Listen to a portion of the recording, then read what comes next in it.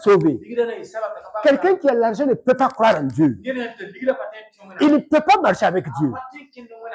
C'est difficile. Pourquoi? Parce que l'argent répond à tout.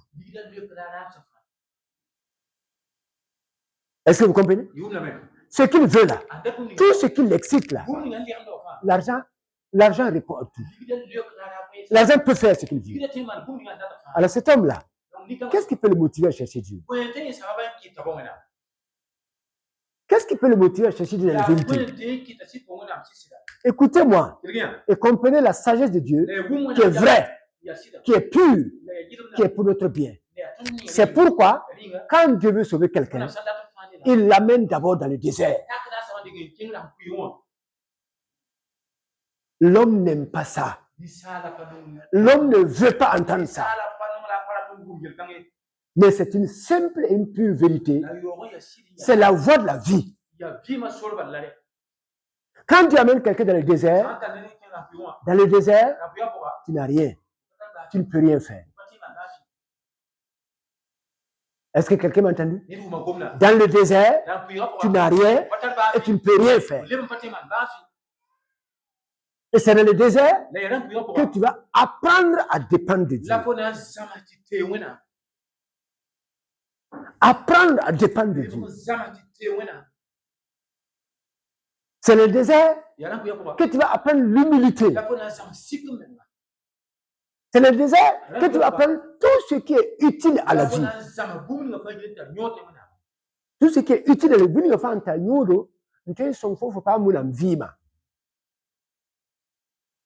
c'est le désert.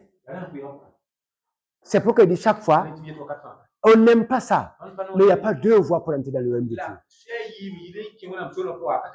Et quand vous lisez la Bible, ce n'est pas moi qui l'ai dit. C'est Jésus qui l'a dit une fois. Il dit premièrement que pour les riches, il dit que heureux, que celui qui est le pauvre, celui qui est l'indigent, qu'il se réjouisse de son élévation. Donc, c'est les indigents que Dieu élève.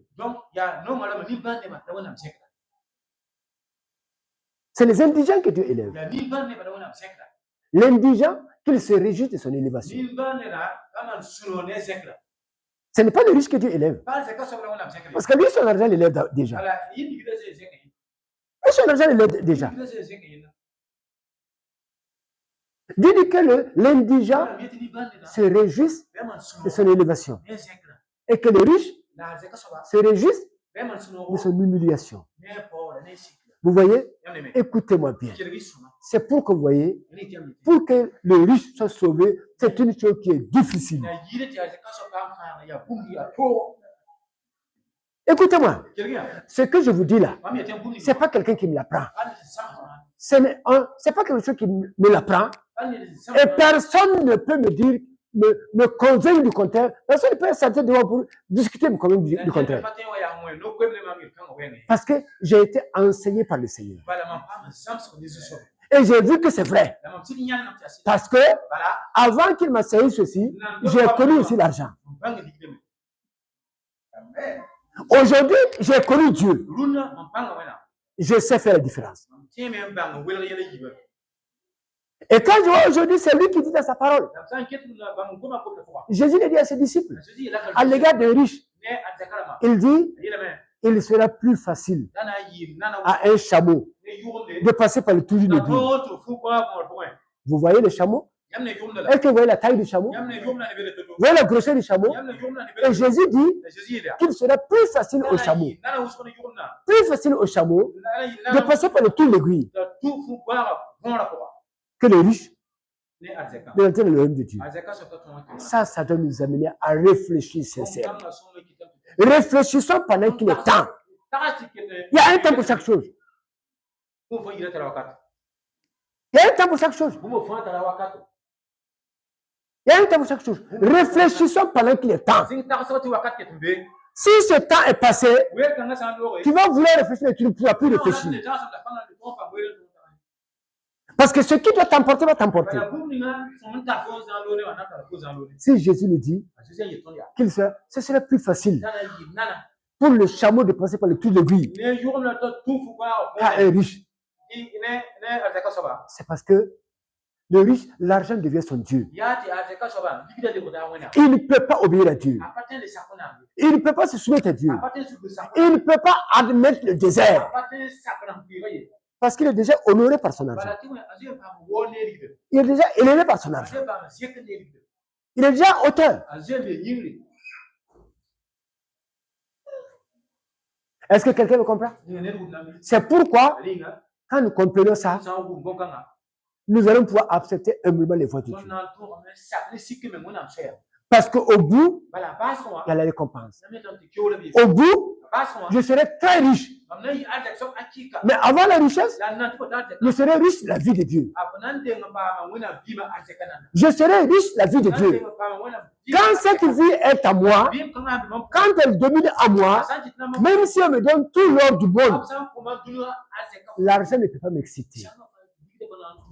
L'argent ne peut pas m'exciter. Il ne peut pas me pervertir.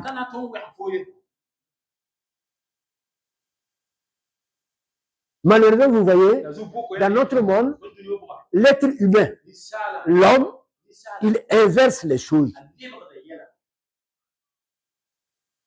Beaucoup de gens disent, Seigneur, donne-moi l'argent, on va débrouiller. Donne-moi ce nom, c'est pas grave. J'ai entendu ce que tu as dit, mais donne-moi quand même, on va débrouiller. La fin est toujours mauvaise. Les mêmes causes produisent les mêmes effets.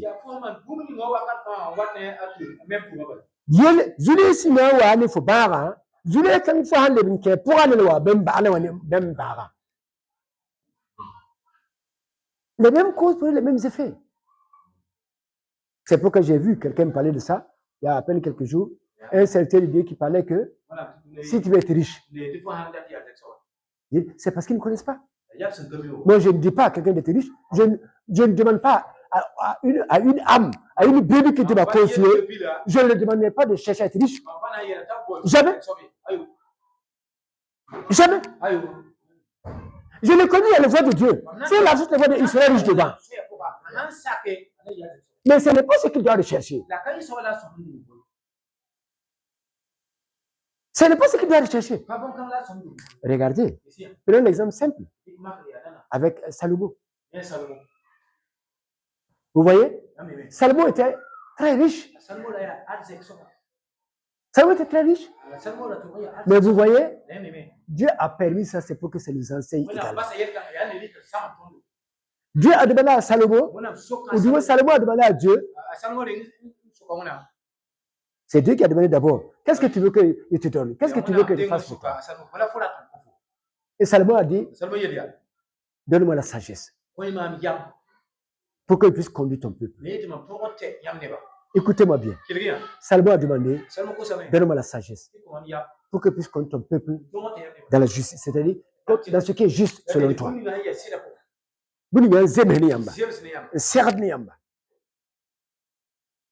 Et quand Salomon a demandé ça, le Seigneur était tellement content.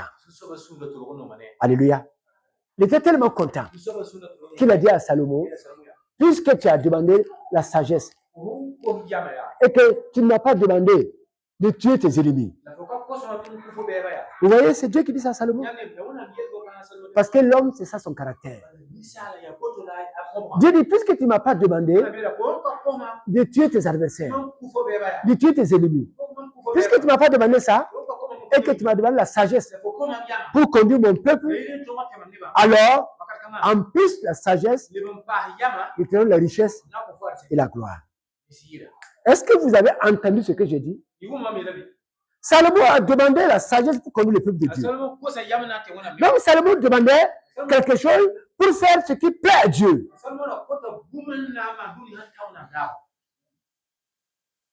Et Dieu dit, puisque tu ne m'as pas demandé de tuer tes ennemis, puisque tu ne m'as pas demandé la richesse, et que tu m'as demandé la sagesse pour paître mon peuple, alors, en plus de la sagesse, je te donne la richesse et la gloire. Est-ce que quelqu'un a entendu?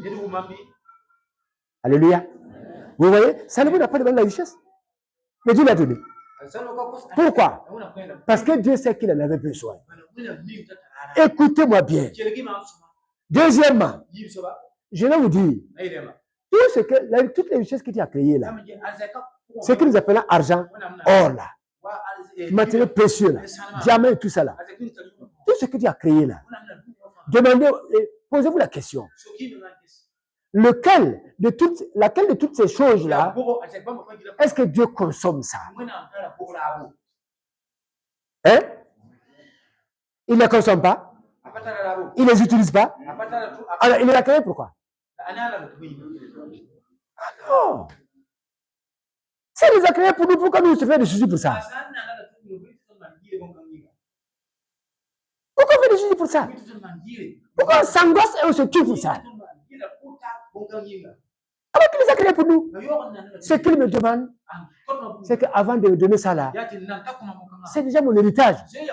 Ce qu'il me demande, ça, comme un enfant, laisse-toi éduquer pour posséder ces choses. C'est aussi simple que ça. C'est ça la véritable voie de Dieu. Dieu ne va jamais donner à quelqu'un quelque chose qui va le détruire. Je l'ai dit, depuis des années que le Seigneur m'a appelé, j'ai vu dans l'église, c'est ce que j'appelle les exceptions de Dieu.